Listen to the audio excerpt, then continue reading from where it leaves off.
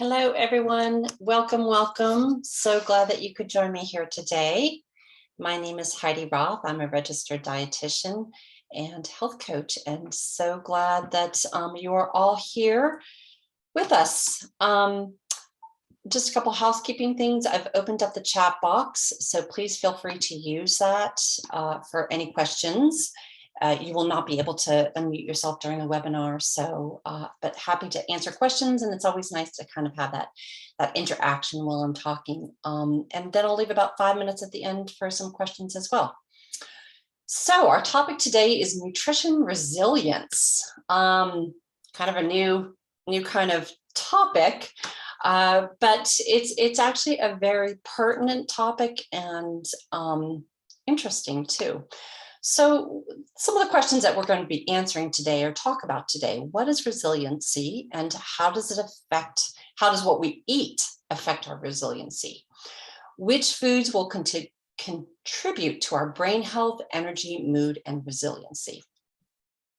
Okay, so a gentle reminder that this webinar is for informational purposes only. Please seek the advice of your healthcare practitioner for questions related to your individual care. So what's resiliency? Well, we know resiliency can be defined in many ways, but basically it's bouncing back from some of life's challenges, growing and thriving in adverse times. I was trying to think of examples of maybe resilient resilient figures in history. And I thought to myself, oh my goodness, all you have to do is look over at Ukraine and all of those people there and the kind of the definition of resiliency, right? But we can cultivate resiliency as well. And it's like building a muscle. It takes some time and intention. It's not necessarily something that everyone is automatically born with, but it's something that we can deliberately cultivate. So what are some of the ways that we can boost resiliency or cultivate resiliency? Well, there's been, if many different ways identified, and we're not really going to focus on how to do that, in terms of what I've listed here, but we're going to be focusing on boosting our brain health. So different things like prioritizing relationships, joining a group, finding like-minded people, like, oh, wow, like, that happened to you too. And, I'm not the only one going through this. Cultivating empathy and compassion, helping others. When we help others, we're a lot less focused on our own issues, right? Pumping up the positivity, being a little bit more positive, a little bit less Eeyore, right? More glass half full versus half empty. Embracing humor. But one of the ways to embrace resiliency too is to focus on brain health. If your brain isn't healthy in a biochemical and physiological way, it's really hard to have all these other things going on when our brain is unhealthy. So the healthier that we can make our brain, just even from like a biochemical standpoint or a physiological standpoint, the better we're going to be able to boost our resiliency. And there's many different ways to focus on your brain health, getting enough sleep, getting some exercise, managing stress. All of these things are really important for your brain. But one of the biggest things that's important for your brain is actually food. And we know, even going back to 431 BC, that Hippocrates, he's considered to be the father of medicine, he said, "Let food be thy medicine and medicine be thy food." And so, for thousands of years, really, humans have been using food as medicine. We've kind of gotten away from it in the past 100 years or so with all of the wonderful medicines that we have now. But fortunately, we're recognizing a lot more that food is powerful. Food can be medicine. And there's a whole new branch that recognizes this in psychiatry called nutritional psychiatry. I don't know if anyone has heard of this term before, but it's really kind of recent studies that support the connection between the quality of the diet, your gut microbiota, and mental health. So helping your brain with food. If you Google nutritional psychiatry, you'll get about 35 million results. Not so many results with nutrition resiliency, but we know that whatever you can do to help your brain, you're going to be more able to do all the things that can boost your resiliency as well. So how do we go about eating to boost our brain? I guess one of the questions first would be to ask, how does food affect our brain? What part of your body decides our mood? So I'm seeing here in the comments section, someone said brain food and trusting your gut. So the gut is a big important part, right? We have two brains actually. Of course, the one we know about in our head, right? That weighs about 3 pounds, produces neurotransmitters. It's mostly fat and water, uses up a lot of energy, 25% of the body's glucose, 20% of our oxygen. So our brain is really metabolically active. But the other brain, someone here said, trust your gut, and is in our gut. So our gut has the same tissues, that same brain tissue during fetal development. And serotonin is a neurotransmitter that's kind of known for kind of helping to stabilize our mood. And 95% of serotonin is manufactured, stored, and used in our gut, not our brain. Which I've had to go over that number several times. Like really, because you think of neurotransmitters as always kind of originating in your brain and being used in your brain, right? Serotonin and dopamine and all these, norepinephrine. But serotonin is mainly in our gut. How does this happen? Our brain and our gut talk to each other all day long through something called the brain-gut axis, using the vagus nerve and our gut microbiota. Here, the vagus nerve is a nerve that goes, from our brain down to our gut. And this brain-gut axis, where we kind of have that gut feeling or butterflies in our stomach, or we get a gut response to something. How does that work? Well, as we mentioned, there's a lot of communication going on between your gut and your brain. And our gut can influence neurotransmitters, stress, anxiety, mood, behavior. Likewise, the brain also has a big influence on our gut motility, right? If anyone ever find themselves running to the bathroom when you're nervous, right? Gut secretions, nutrient delivery, microbial balance also is influenced by the brain. So it's bi-directional. It's a two-way street, not just, what the brain talking to our gut. It goes both ways. So as we talk about, important nutrients for brain health, what nutrients do we want to focus on?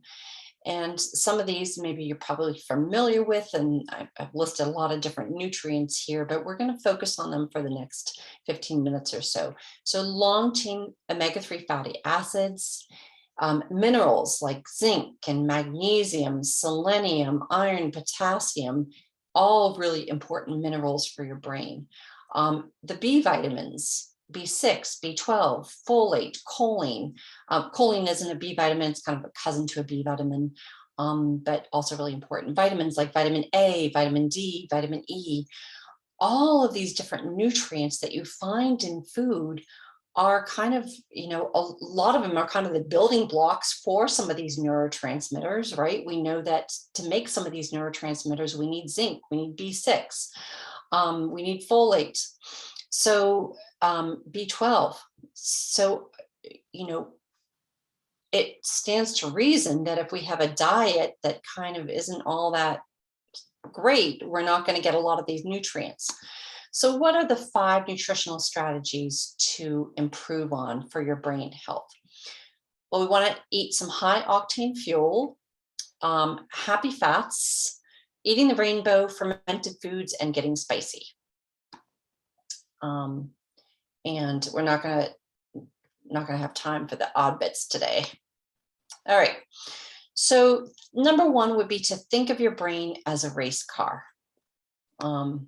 most of us aren't driving Maseratis, right? But I'm informed by the teenager in my family that if you have a race car, you don't want to put crappy fuel in a race car. That race car is not going to perform very well. You need high octane fuel, the really good quality fuel. And so if you think of your brain in the same way, if we want our brain to function at its best, we need to put high quality fuel in it. So what would be the high quality fuel and what's the low quality fuel? What's the low octane fuel, which is going to make a really expensive race car ping and sputter and not perform very well? Well, basically, it's the standard American diet, right? This is kind of the junk fuel, that the human version of low octane fuel. This would be these highly processed foods that are high in sugar, high in refined oils, high in refined fats, additives. All of these things not only, contain a lot of calories and fat and sugar, but the other thing that happens is that it doesn't really provide any micronutrients, right? Why is this diet so kind of bad for brain health? What are the pathways? Well, one would be oxidative stress. Oxidative stress, if you think about what antioxidants do, is antioxidants donate an electron to help minimize oxidation. So without enough antioxidants to do this, something called oxidative stress occurs, right? When we don't have enough antioxidants to neutralize free radicals, we get oxidative stress. Inflammation we know is kind of the root cause of many chronic diseases, but inflammation is really highly correlated with being poor for our brain health. Inflammation in our brain is correlated with increased rates of depression, anxiety, increased rates of dementia. So whatever we can do to kind of prevent inflammation is important. And that kind of, junk food diet is damaging to our gut microbiome. And it's just deficient in all the essential nutrients for not only our brain health, but also in the formation of all of these different neurotransmitters as well. So what are some other, specifically when we speak about eating kind of maybe better brain healthy foods, what are we talking about specifically? And one of the main things to pay attention to is a type of fat. As I mentioned, our brain is mostly fat and water.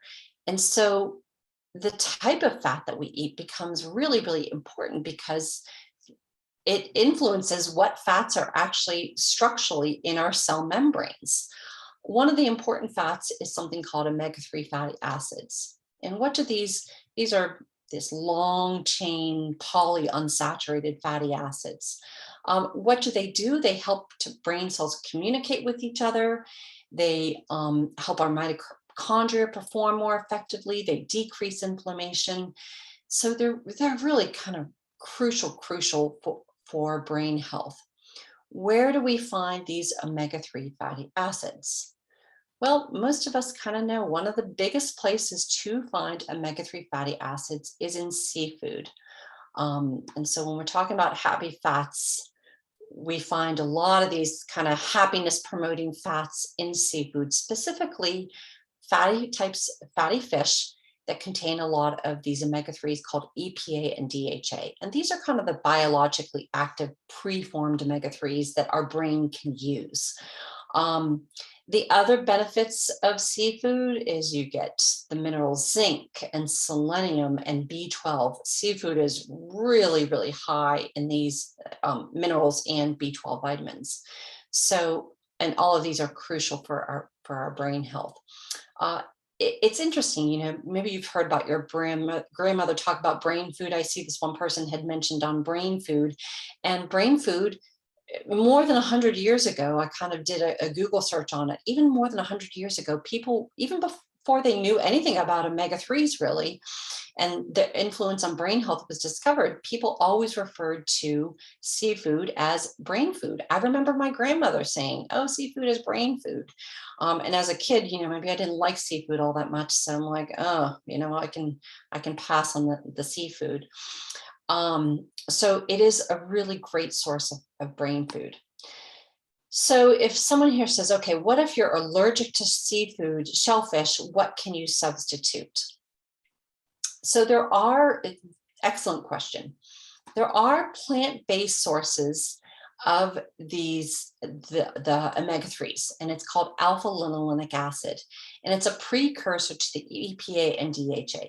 The conversion rate can be low in some people, so not everyone is a great converter over.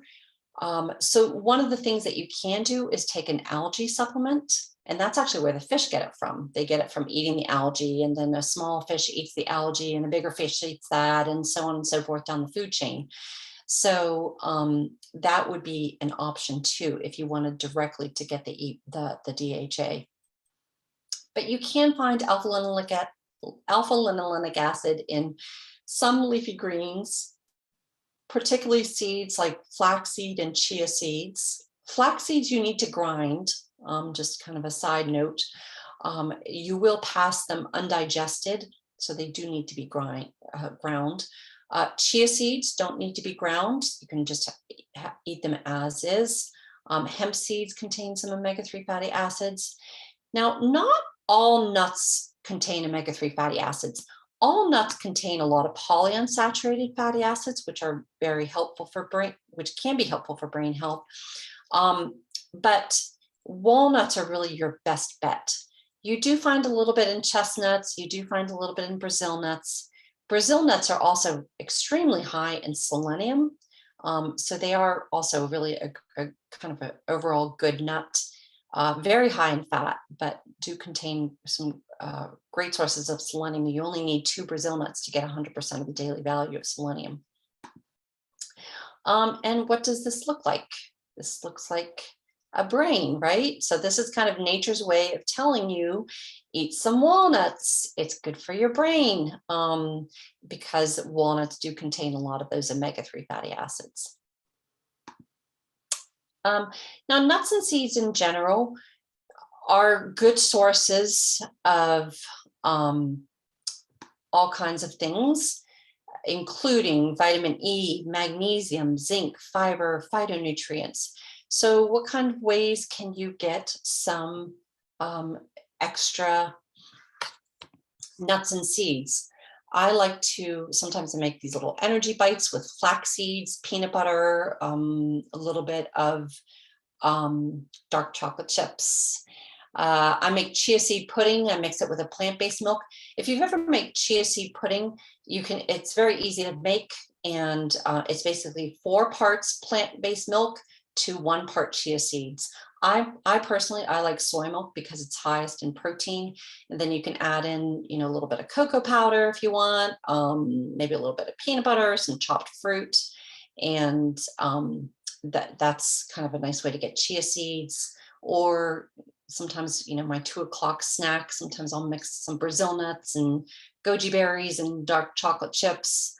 So also another great way to get a lot of these important nutrients for your brain. And then the other thing is to kind of maybe cut back a little bit on some pro-inflammatory fats. So different some fats contain omega-6 fatty acids, right? That's another type of polyunsaturated long chain fatty acid. And omega-6 can increase inflammation a little bit. And our body's a balance. We need the inflammation, and we need kind of anti-inflammation as well, right? And so we kind of want a ratio of maybe 4 to 1 of omega-6s to omega-3s. But the problem is in our diet, because we eat so much processed food and we eat out, and we're eating these excessive amounts of these highly refined oils that contain omega-6, that are really high in omega-6 fatty acids, instead of getting them directly from the nuts and the seeds themselves, that potentially that balance is off and we're getting more inflammation. Fried foods are particularly problematic, because they do, when you're heating up these oils over and over and over again to these high temperatures, you do get potentially a lot of these dangerous compounds that are formed that are really high in free radicals. So enjoy, your nuts and your seeds and these omega-6 fatty acids, ideally, in a organic form, expeller pressed, enjoying as seeds and kind of just cutting down processed food in general. One of the best types of oils is extra virgin olive oil. Extra virgin olive oil is really high in another type of fat called that contains omega-9 fatty acids. Okay, the other thing is to eat the rainbow. So eating lots of plants will give us fiber, which is really important for our gut microbiome, lots of vitamins, minerals, and phytochemicals. Phytochemicals are these chemicals that you find in plants that provide the color, they provide the taste, they provide nutrition for the plant, and they protect the plant.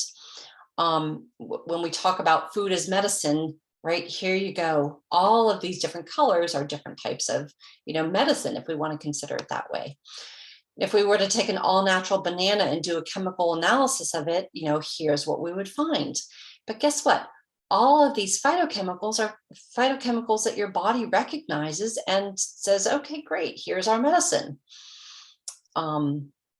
Versus, packaged food that is going to have an entirely different phytochemical makeup. So leafy greens contain a lot of folate. And folate is one of the B vitamins that's essential for your brain. So getting in leafy greens wherever you can, one of the kind of foundations of brain health, right? So maybe you mix some with some eggs in the morning, or you make a scrambled tofu with some leafy greens. You do a green smoothie. You saute some greens with some mushrooms. Leafy greens are really easy to add to soup. I always add them into soup. So you can add in some kale, some I'm trying to think of what's that bitter green, escarole, that I just added into my soup yesterday. Spinach, all of these leafy greens are really wonderful.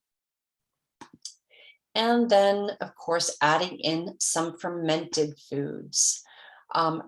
As we had talked about at the beginning, that correlation between your gut microbiome and the fact that your gut microbiome talks to your brain. And so many studies really show this high correlation with having beneficial gut microbiota is highly, highly correlated with lower rates of depression and anxiety. So adding in some fermented foods, getting some kimchi, some sauerkraut, some kefir, fermented pickles, all of these things can be really, really great for your gut microbiome, as well as your immune function. So many different reasons why this is good. Now, the other reason why we really want to take care of our gut microbiome is that by eating these fermented foods, and actually foods with a lot of fiber and the prebiotics that we're feeding our gut microbiome, that can then, these beneficial bacteria produce something called postbiotics. And postbiotics are these short chain fatty acids that are produced by the bacteria in our gut that are beneficial to our brain, especially. So that's another way that our gut microbiome really influences our brain health. So take care of your gut in whatever way and form you can. And then lastly, number 5 is to get spicy. So lots and lots of studies actually on turmeric. That's one of the most highly studied spices that shows it can decrease anxiety, decrease in depression, inflammation. Saffron also is another spice that's been really highly correlated with better sleep, decreased anxiety. All of these spices, when we talk about food as medicine, spices also kind of come into my mind first thing as food as medicine, and they've been really used for thousands of years. And the studies are really quite remarkable in spices. Now, if you think about it, we're not really eating all that much spice, right? You might put in a quarter teaspoon of nutmeg, maybe into a cream sauce or something like that. Anyone ever add too much nutmeg to like a dish? And maybe you're supposed to put in a quarter teaspoon, but you misread the recipe and you added a teaspoon and you're like, oh my gosh, all I taste is nutmeg. I added in a teaspoon. How is it so strong? Well, that's all that, strong that we talk about. That's all coming from these phytochemicals that are these highly, highly concentrated in spices. So as much as you can get, adding in some spices wherever you can is also beneficial. All right, lastly, in terms of supplements for brain health, here's the algae omega. I noticed somebody mentioned krill oil, also great. We know, getting some fresh air, some sunlight, making sure that you're getting enough vitamin D, also highly correlated with brain health. And during the wintertime, maybe when we're not getting out as much, maybe you take 1,000 IUs of vitamin D per day. Magnesium is also correlated with better sleep, decreased anxiety.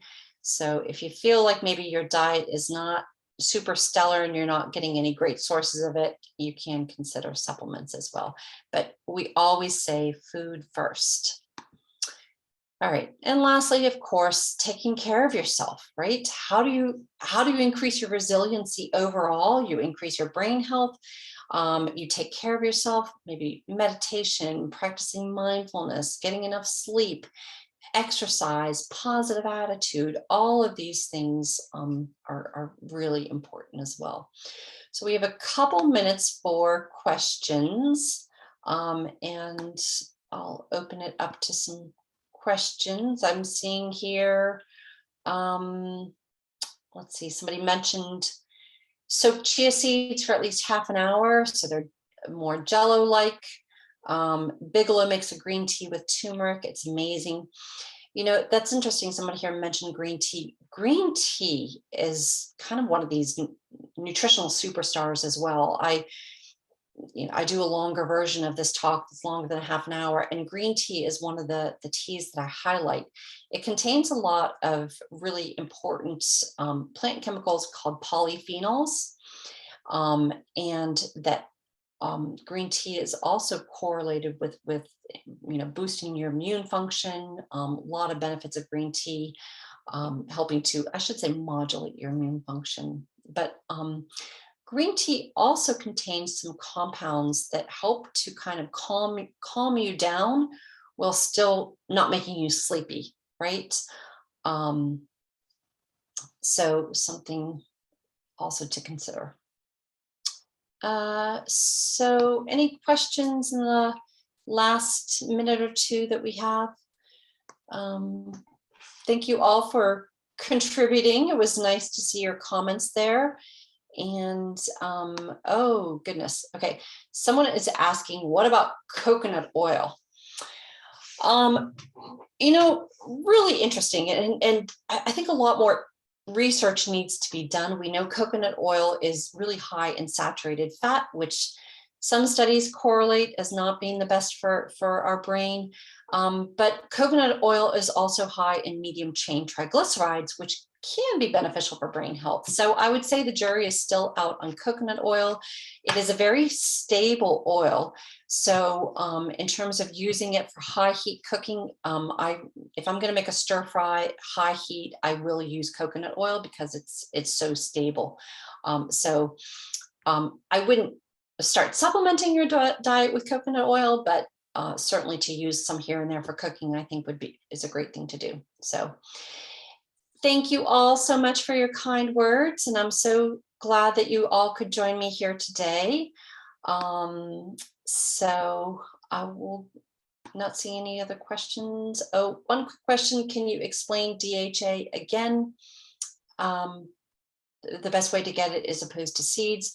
So just really quickly, DHA is the type of omega-3s that you find in fatty fish.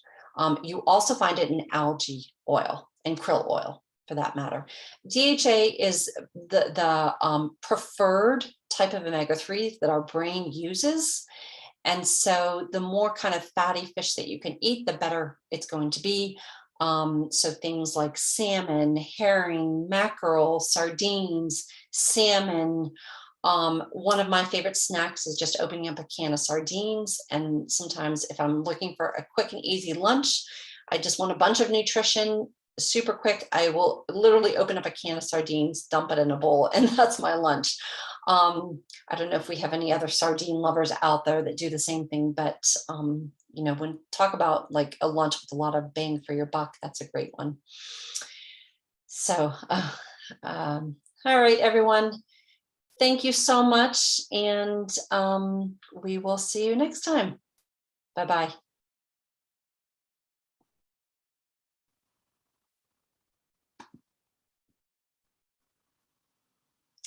Thanks, Andrea.